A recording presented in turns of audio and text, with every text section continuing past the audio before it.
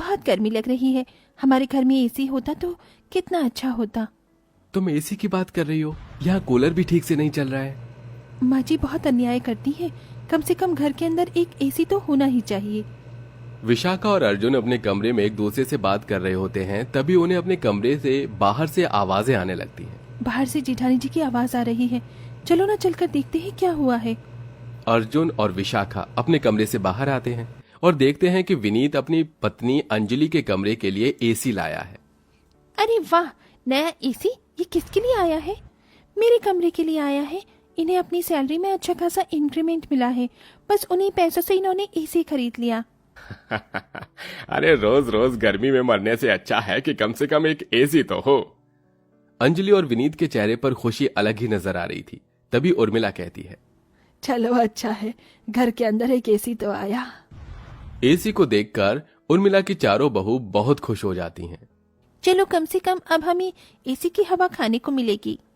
गीता की ये बातें सुनते ही अंजलि अपने मन में सोचती है, गांव बसा नहीं, लुटेरे पहले ही आ गए। मैं तो इनमें से किसी को भी अपने कमरे में नहीं बैठने दूंगी। जब मेरे कमरे में एसी नहीं था तो ये लोग मुझे पूछते भी नहीं थे। अंजलि अपने मन में ये सब सोच रही थी। एसी लगने के बाद अंजलि का कमरा बहुत ठंडा हो जाता है। सभी अंजलि के कमरे में जाकर बैठ जाते हैं। उन्हें देखकर अंजलि मुंह चढ़ा लेती है। अरे बस करो, अब तो रात हो गई है। चलो अपने अपने कमरे में चले जाओ, हमें भी आराम करने दो, हम भी थके हुए हैं। अंजलि के ये कहने पर उर्मिला की तीनों बहू अपने पतियों के साथ अपने कमरे में चली जाती हैं। बहू, मैं तो यहाँ बैठ सकती हूँ ना? मुझे बहुत गर्मी लगती है। मेरे कमरे में तो एक कूलर भी नहीं है। मैं आज की रात यहीं सो जाती हूँ। अरे माँ जी, आप भी ना कैसी बातें कर रही हो? अब हम दोनों आपके सामने कैसे सोएंगे? आप इस बारे में तो सोचो। अच्छा लगता है क्या जवान बहू बेटे के कमरे में सोना? अंजलि के ऐसा कहने पर उर्मिला अपने कमरे में ही चली जाती है और यहाँ तीनों बहू अपने अपने कमरों में अपने पतियों से कहती हैं, देखा, एक ही दिन हुआ है अभी दीदी के कमरे में एसी को लगे हुए, और उन्होंने कैसे अपने कमरे में हमें भगा दिया। अब मुझे नहीं पता, आपको हमारे कमरे में भी एसी लगवाना होगा। तुम ये कैसी बातें कर रही हो श्वेता? मैं इतना पैसा कमाता ही कहाँ हूँ जितने में मैं एसी खरीद सकूं। आपकी यही आदत तो मुझे बहुत बुरी लगती है। आज तक कोई शौक, कोई ख्वाहिश पूरी नहीं करवाई आपने मेरी। इधर गीता अपने पति से कहती है, अजी आप हमारे कमरे में एसी कब लगवाने वाले हो? देखो, अब तो अंजलि दीदी के कमरे में एसी लग गया है। अब हम भी एसी की हवा खाएंगे। उन्होंने तो अपने कमरे से हमें भगा ही दिया। एसी का क्या करोगी तुम? अरे कूलर की ठंडी ठंडी हवा है तो सही। एसी से तो बेकार में बिजली का बिल बढ़ता है। देखो जी, मुझे नहीं पता, कुछ भी नहीं पता। जल्द से जल्द हमारे कमरे में एसी आ जाना चाहिए बस, नहीं तो मैं अपने मायके चली जाऊंगी, फिर रहना यहाँ अकेले। अरे यार, तुम्हारी ये धमकी अलग ही रहती है। कोई बात ना मानो तो मायके जाने की धमकी दे देती हो। आपको गर्मी तो दिखाई देती नहीं है? अरे इतनी गर्मी में कम से कम एक एसी तो होना ही चाहिए। इस तरह वैशाली भी अपने पति से कहती है, हम तो यहाँ एसी की बात कर ही रहे थे और देखो वहाँ अंजलि ने एसी भी लगवा लिया। अब हमारे कमरे में भी एक एसी होना चाहिए। तुम ये कैसी बातें कर रही हो? जो दूसरे कर रहे हैं वही सब करना जरूरी थोड़ी ना होता है। मुझे नहीं पता, मुझे बस अपने कमरे में एसी चाहिए, फिर चाहे मुझे ही जॉब क्यों ना करनी पड़े। अब तुमने जिद ठान ही ली है तो फिर मैं कर भी क्या सकता हूँ? तुम्हारी जिद के आगे मेरी एक नहीं चलेगी। अब तीनों बहू अपने कमरों में एसी लगवाने के लिए अपने पतियों को परेशान करने लगती हैं, तो कुछ बाहर जॉब करना शुरू कर देती हैं। ये देखकर उर्मिला थोड़ी हैरान रह जाती है। हे भगवान, पता नहीं क्या हो गया है मेरी चारों बहू को। चारों को ही अपने कमरों में 4 एसी लगवाने हैं। ये तो अच्छा ही बिल बिठाएंगी मेरे चारों बेटों का। उर्मिला खुद से ये कहकर अपने कमरे में चली जाती है।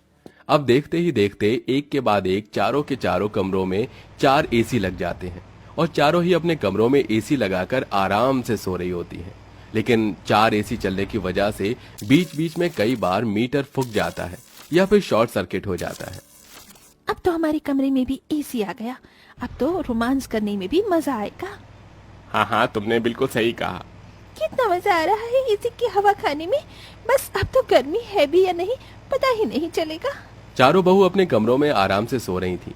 तभी अचानक से घर के मीटर में शॉर्ट सर्किट होता है और सभी कमरों की लाइट चली जाती है। अरे ये क्या हुआ? अचानक से लाइट कैसे चली गई? सभी अपने कमरों से बाहर आ जाते हैं। पूरे मोहल्ले की लाइट आ रही है, सिर्फ हमारे घर को छोड़कर। इसका मतलब हमारे ही मीटर का शॉर्ट सर्किट हुआ है। शॉर्ट सर्किट तो होना ही था। तुम चारों ने अपने कमरों में 4 एसी जो लगवा लिए हैं। अरे एक साथ 4 एसी चलेंगे तो ये होगा ही, मीटर पर लोड पड़ गया। माँ, एसी तो मैंने लगवाया था, लेकिन आपकी बाकी की 3 बहू को बेकार में होड़ लग गई। ये भी कोई बात है भला? मतलब एसी के मजे आप ही उठाने वाले हो, हमें तो एसी चलाने को ना मिले यही चाहती हो ना आप? इतना सेल्फिश कैसे हो सकती हो? ये कैसी बातें कर रही हो तुम? इसमें सेल्फिश वाली कोई बात नहीं है। अगर एसी है तो सभी के कमरों में होना चाहिए, नहीं तो किसी के कमरे में भी नहीं होना चाहिए। तुम चारों लड़ना बंद करो। अब हमें यह देखना चाहिए कि शॉर्ट सर्किट को कैसे ठीक किया जाए। मैं बिजली वाले को फोन करता हूँ।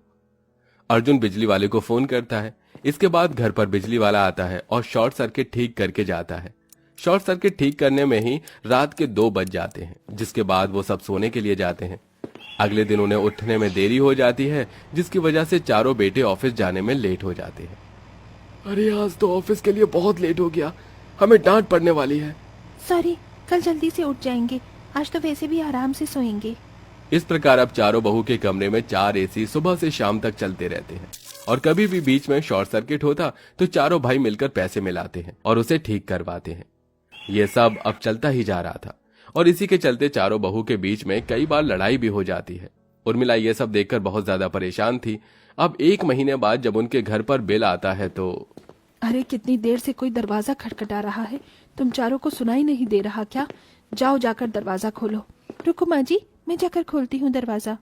वैशाली दरवाजा खोलती है। दरवाजे पर बिजली दफ्तर का आदमी खड़ा होता है। ये लीजिए आपके इस महीने का बिजली का बिल, देखिए समय पर भर दीजिएगा। वो आदमी बिजली का बिल देकर वहां से चला जाता है। उसके जाने के बाद जैसे ही वैशाली बिजली का बिल देखती है तो उसकी आंखें फटी की फटी रह जाती हैं और पैरों तले जमीन खिसक जाती है। हे भगवान, कहीं मुझे चक्कर ना आ जाए। ये सब मैं क्या देख रही हूँ? अरे बहू, ऐसा क्या देख लिया तूने बिजली के बिल में जो तुझे चक्कर ही आने लगे? अरे माँ जी, चक्कर तो अब आएंगे सभी को एक एक करके। वैशाली अपने सास को बिजली का बिल पकड़ा देती है। बिजली के बिल में पूरे 80,000 रुपए का बिल होता है। हे प्रभु, हे जगन्नाथ, हे परमेश्वर, ये क्या हो रहा है? 4 बहू के कमरे में 4 एसी का बिल इतना बड़ा? अगर ऐसे ही हर महीने 80,000 का बिल आएगा तो कैसे चलेगा सब कुछ? इतना कहकर उर्मिला अपनी चारों बहू से कहती है, जैसे ही तुम चारों के पति आएंगे उन्हें मेरे कमरे में भेज देना। मैं ये बिजली का बिल अपने कमरे में लेकर जा रही हूँ। शाम को जैसे ही उर्मिला के चारों बेटे घर लौटते हैं, उर्मिला उन्हें अपने कमरे में बुलाकर बिजली का बिल दिखाती है, जिसके बाद वो उन चारों को कहती है, देखो अब बहुत हुआ, जितनी एसी की हवा खानी थी इन चारों ने खा ली।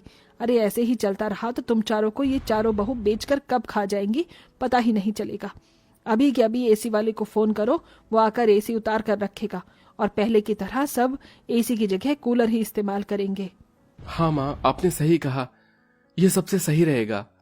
इस तरह उर्मिला के कहने पर चारों बेटे मिलकर एसी वालों को बुलाकर चारों एसी उतरवा देते हैं, जिसकी वजह से चारों बहू को बुरा तो लगता है, लेकिन यही सही था। वो चारों जानती थीं, इसी के चलते वो कुछ बोलती नहीं।